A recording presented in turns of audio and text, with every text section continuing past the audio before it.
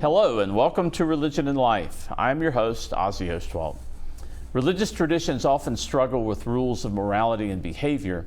One item that generates no small amount of controversy is alcohol and its use by members of various faith communities. Some religions prohibit alcohol use, some allow moderation, others even employ alcohol in its rituals.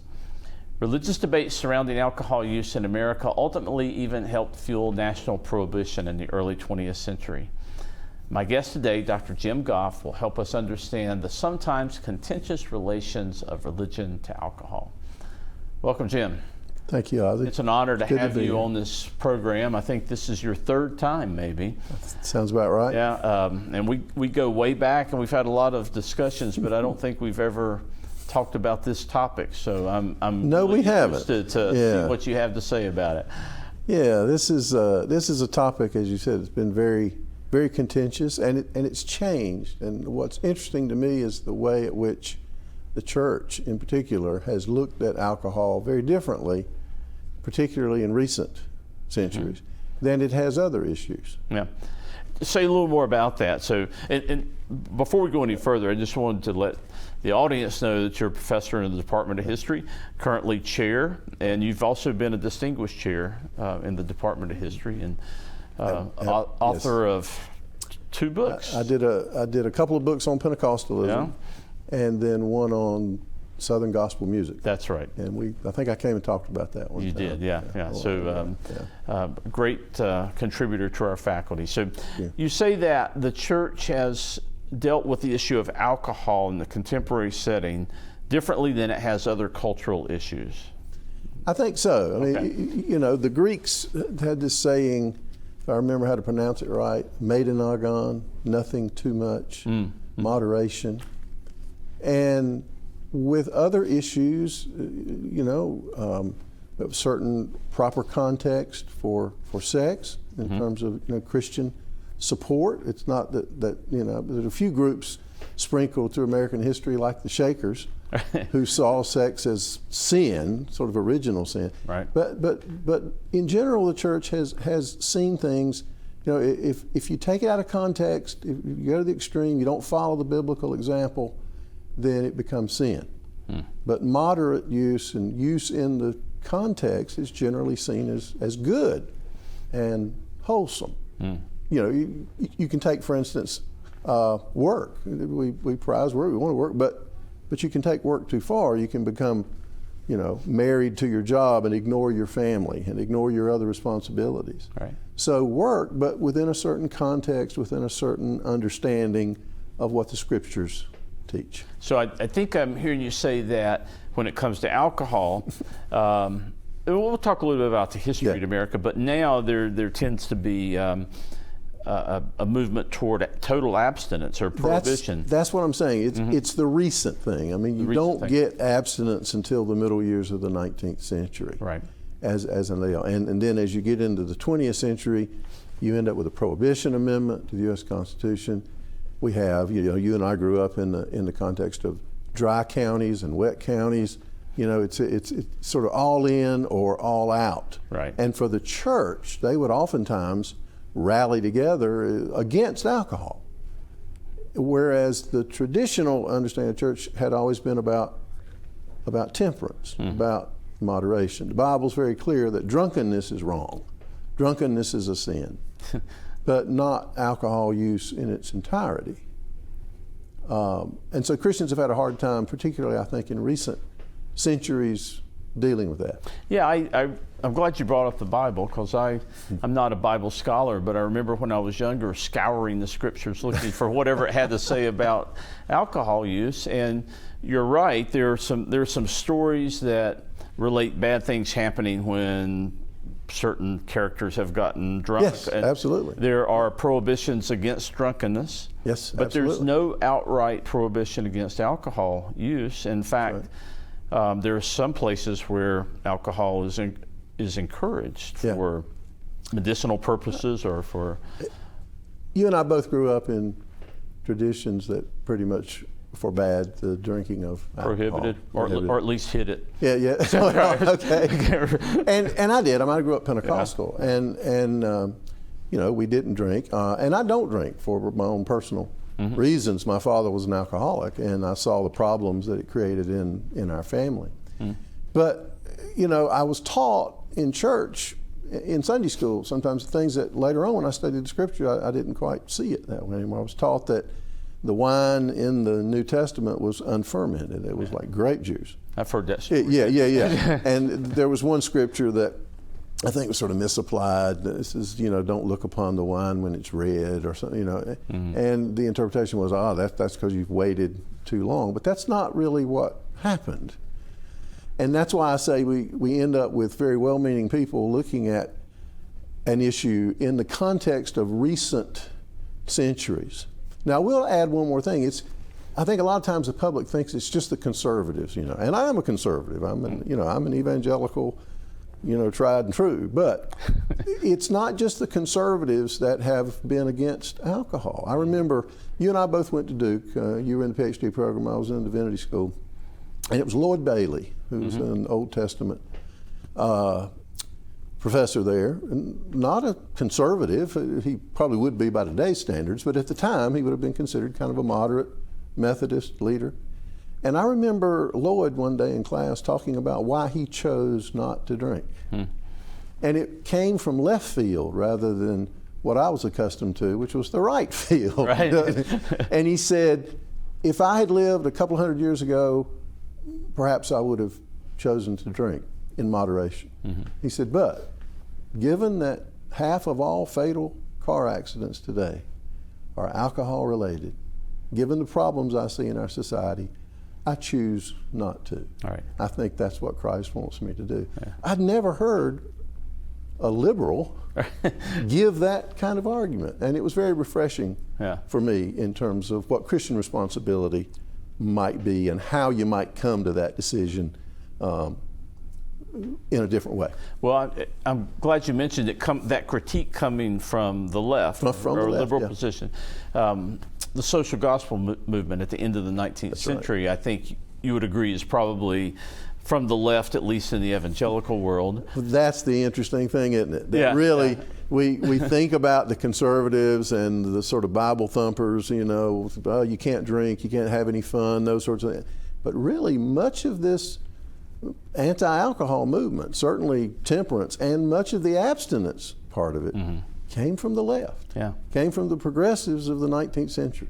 Yeah, and they saw, I think, if this is right, they thought alcohol was at the root of some of the society's problems, like unemployment, poverty, domestic abuse. Right. Yeah. And you could make a really good case. That's true. But another thing I think the general public doesn't understand is that the temperance movement was a tremendous success in American religious history. We oftentimes conflate it with the prohibition movement. Right. And because the prohibition movement lasted just a little over a decade and then was repealed, we think, well, that all failed. But actually, the per capita consumption of distilled spirits at the time when George Washington was president in 1790 was about 5.5 gallons per man, woman, and child in the United States. Per man, woman, and child. Okay. Per capita, per person, it was over 5. By 1820, it was over 7. Oh my goodness! And when you get to the end of the 19th century, you get the early years of the 20th century, it dropped to 2 and slightly below 2, and even today, it's around 2.5. That's a significant difference. Oh yes. And you suggest that the temperance movement in general, not prohibition, but the larger movement that we recognize as temperance really worked in terms of reducing alcohol intake. Right. And, drawing people's attention to overconsumption, maybe putting restrictions on the alcohol content of certain beverages. And that's another thing, that people who came to this country from the old country came and they were accustomed to certain kinds of alcohol drinks that were fairly low in alcohol content. And then if you were wealthy, you could afford some of the really strong stuff. But the average folks who oftentimes drink alcohol-related drinks because it was safer than the water they were accustomed to being able to drink and handle, and even children, even minors, would drink a certain amount of what we think of today as cider, or what they oftentimes call grog. And yet then you get here to this country with the agricultural explosion of the 18th, 19th century. You get lots of options for how to make alcohol. You get rum from the West Indies, and the alcohol content of those drinks much higher. And so it did become a problem. So they're drinking more alcohol, and they're drinking harder alcohol. And they're drinking it with meals and outside of meals. Yeah. So. Yeah, and this, you're talking about colonial America at this point, through maybe the Revolutionary period. Yeah. So let's talk a little bit about history, since you're the historian. Sure. Okay. So if we go back to colonial America, one of the groups that come to mind is the Puritans, of course. And I think sometimes the Puritans are characterized as these stern people who never have any fun, and but they really practiced a joyful life of moderation in all areas, going back to, I think, your description early on, including alcohol intake, right? They did drink alcoholic beverages. It was wrong to get drunk in their culture, and there were penalties for people who had, public drunkenness. But yeah, I think the Puritans oftentimes miscast. They played sports. They had games. I mean, they laughed. They didn't always dress in black. Right. So they probably had a very traditional understanding of what alcohol use was supposed to be, as compared, interestingly enough, to their successors in the 19th century. So from their perspective, and you've got a situation where church and the civic government are pretty much together. From their perspective, it would be a sin to be drunk, and also against the law. Yeah. But not sinful behavior to use alcohol moderately and responsibly. No, they would drink beer. Yeah. Ale, other drinks. As I said before, oftentimes it was dangerous to drink water. Right. Another thing that makes the abstinence movement possible is the better sanitary conditions that come along in the late 19th century, and you get water systems and sewer systems, and so then and better technology for digging wells, then you get other options. Right. You also get sort of a plethora of other drinks that are available. You think of the soda pop movement and those sorts of things, although you may have been more dangerous for you oftentimes to drink those, as we've come to see. Yeah. So moving forward a little bit, there's a point at which, so the Puritans didn't necessarily see alcohol use as sinful. Some religious leaders did, and I ran across a quote. I mentioned to you Lyman Beecher. Yes. And he seemed to equate alcohol use with a kind of moral weakness or moral depravity. Well, Beecher's coming along in the early 1800s, and he's seeing some of the things I mentioned earlier, that increased alcohol use. Rum was particularly popular in the late colonial period, early national period. And it was cheap and it was available. And so Beecher, again, New England, we would call him a liberal, staunchly evangelical, but a liberal evangelical. Beecher sees this as a way to fix society. Those early evangelicals were fixers. They felt called. I mean, it's one of the things I think that you just sort of naturally like about them. Yeah. They saw their religion very plainly. I've accepted the gospel, now I'm supposed to do something. Yeah. And so they got involved in reform, from anti-slavery to women's rights to, interestingly enough, temperance. Beecher supposedly became interested first because as a Presbyterian minister, he'd been to a number of these minister gatherings and had seen ministers drink too much and maybe get a little rowdy. Is that what happens at these ministerial conferences? So. It happened for the Presbyterians, although maybe it was destined to be that way. But at any rate, Beecher saw that, and he and other ministers called a conference, and he was very disappointed. He wasn't on the original committee, but the report came back from the committee about what to do about alcohol. And they said, well, you know, this is a problem. We've got a problem in some families. We've got domestic abuse. We've got overindulgence. But there's really not anything we can do about it. Yeah. And that flew all over him. Because as an early evangelical, he's a doer. Right. He's a problem solver. Yeah. So he organized a second committee that he was on. And they came out with a long list of recommendations, including that Christians, ministers in particular, would take pledges of temperate use of alcohol only, and that each minister would preach at least one sermon about temperance each year. and then eventually he published a series of sermons that, they were bestsellers for like 50 years about alcohol and the evils of alcohol abuse. Wow. The term oftentimes, and it links back to the rum, was demon rum. Demon rum. That's demon right. rum. Yeah.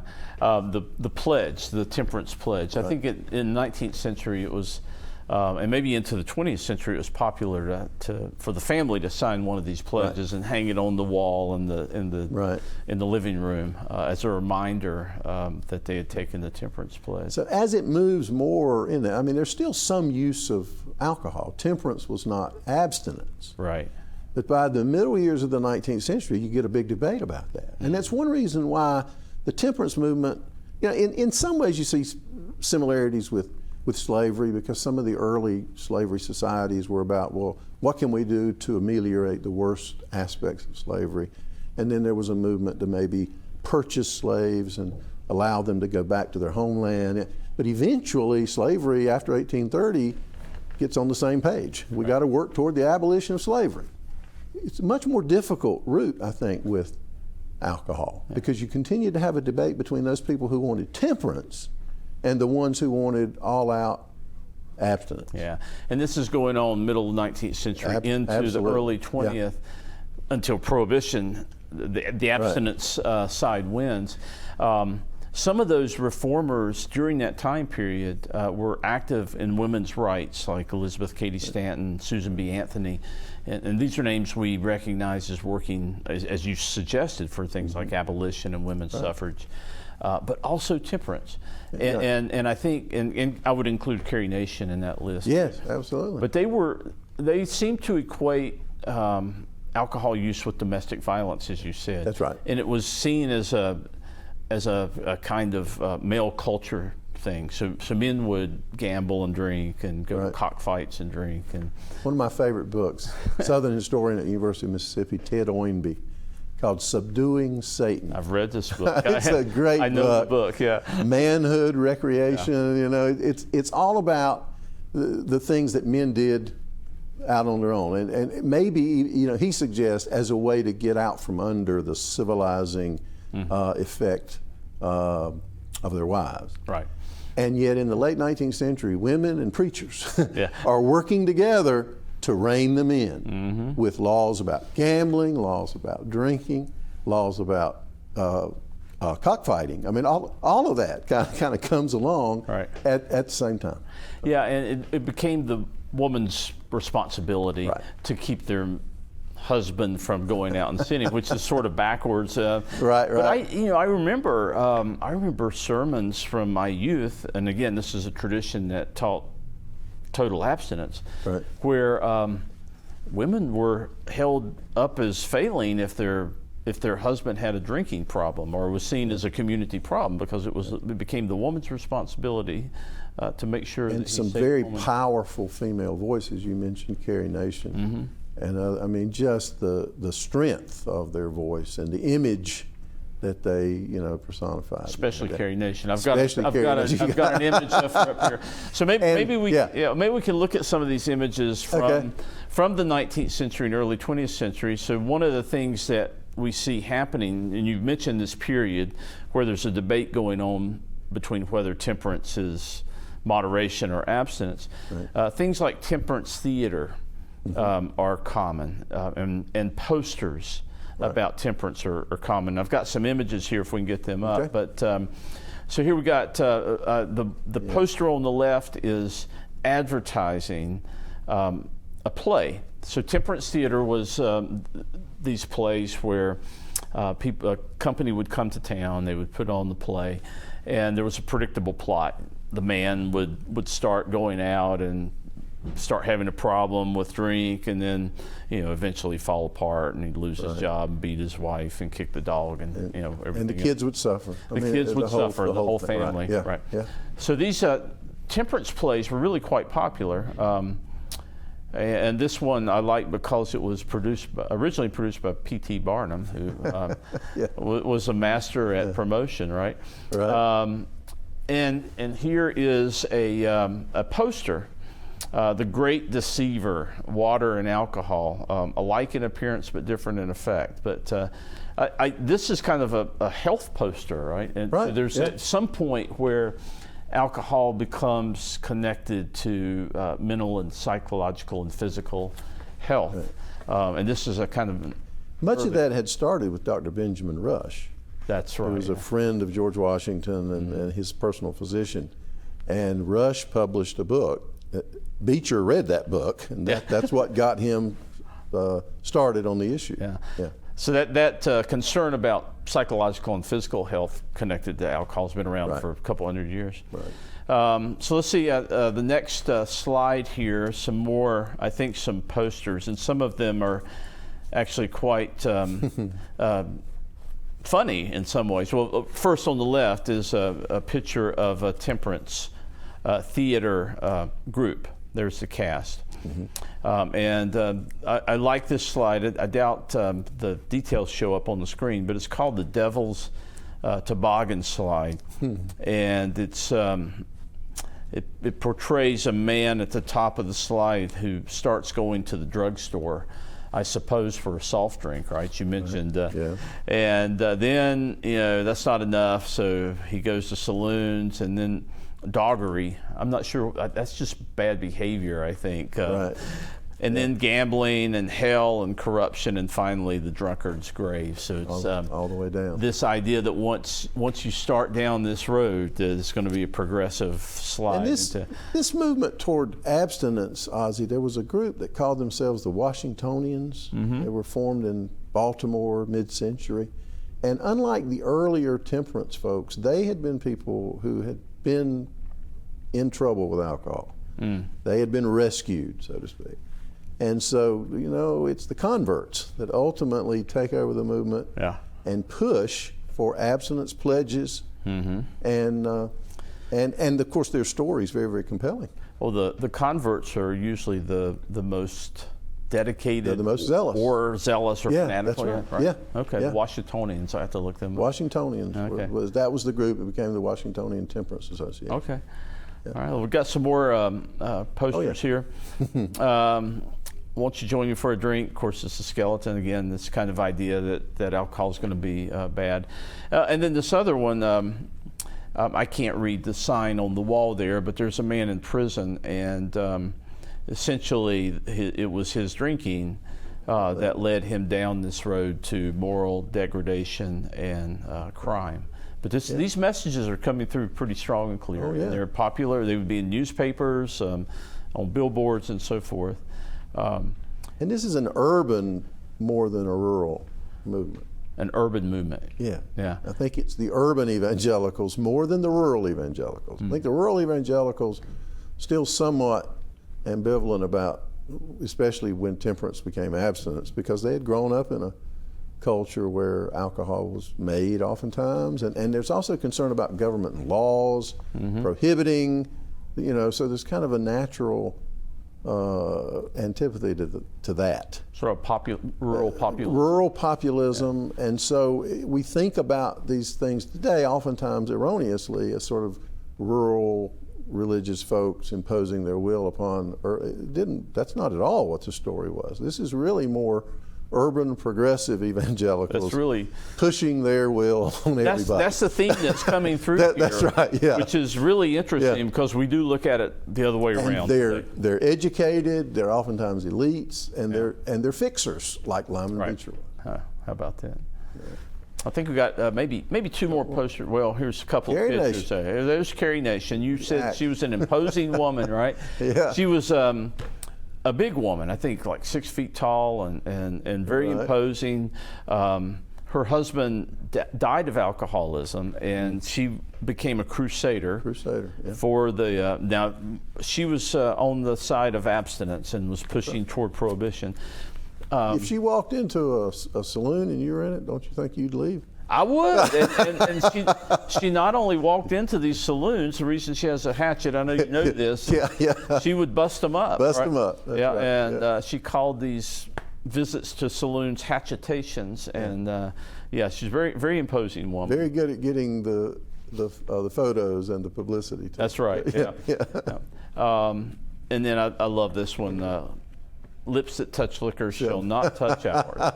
So women using their power here. I'm reminded of Lysistrata. Yeah, that's right. The Greek play. Yeah. About how to end war. Yeah. But I think I heard that when I was a kid. Right. Yeah. Oh yeah. Lips that touch wine will never touch mine is the way I heard it. So women using their femininity and feminine wiles to again control their men. Control men. Yeah. So as you said, prohibition. I think it was ratified. The 18th Amendment was ratified in 1919 thereabouts, and 1918 if I remember right. And then the 19th Amendment, women's right to vote, the following year. Yeah. And it became law in 1920. It was passed in 1919, ratified, I think, January 1920. And it's no mistake that they're back to back. All right. Because the women's rights movement jumps on this, and they coordinate. Yeah. And there was another, the Anti-Saloon League was another factor in play here. This was a group, a prohibition group that had religious grounding, but wanted government to institute control here. There's another part of this. Yeah. This is an interesting quote. John Pierpont was a Unitarian minister from Massachusetts. Most people recognize his name. He was the grandfather of John Pierpont Morgan, the great banker, J.P. Morgan. Listen to this text here. This is at an early temperance movement, early 19th century. He says, "If I be willingly accessory to my brother's death by a pistol or cord, the law holds me guilty, but guiltless if I mix his drink in a cup." Wow. His death drink in a cup. Yeah. So you get this sort of moral movement that means it's not enough to just not drink yourself.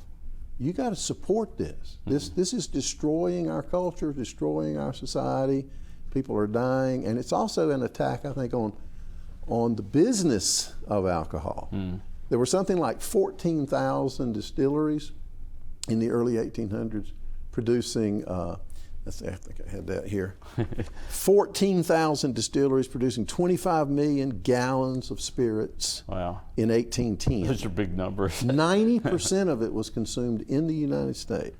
Wow. And if you figure 50 cents a gallon at the time, that would be $12 million, which was much more than the entire federal budget. Those are amazing numbers. But as you mentioned, this temperance movement had an effect. Yes. And I guess in some ways, it's been overshadowed by drugs in our culture today, perhaps. I think drugs becomes the closest thing we have in our culture to identify with what they were sort of thinking. Now they had early drugs, but it was really alcohol that they focused on, and then in time some things like opium and others began to sort of become aware, or they become aware of it as well. Just one thing we haven't mentioned is immigrants. Yeah. Becomes a huge political issue because immigrants bring a drinking culture, and so a lot of the support for temperance is mixed in with nativism and a fear of immigrants, not just immigrants, but immigrant culture, and of what they were bringing into the country. Oh, you might have to come back so we can talk about that. Unfortunately, we're out of time today, but this has been fascinating. I appreciate you always, and I appreciate you coming today to talk about this. It's always fun to sit and talk with I think another religious historian. About ready to go and have a drink at the end of the day here. But I think I'll pass. I think you'll pass. All right, that's fine. Thanks, Jim. And thank you for joining us today. That's it for Religion and Life this week. I hope you'll join us next week as we continue to discover the roots of religion and culture and the connections between them in American culture. Until then, this is Ozzie Ostwald.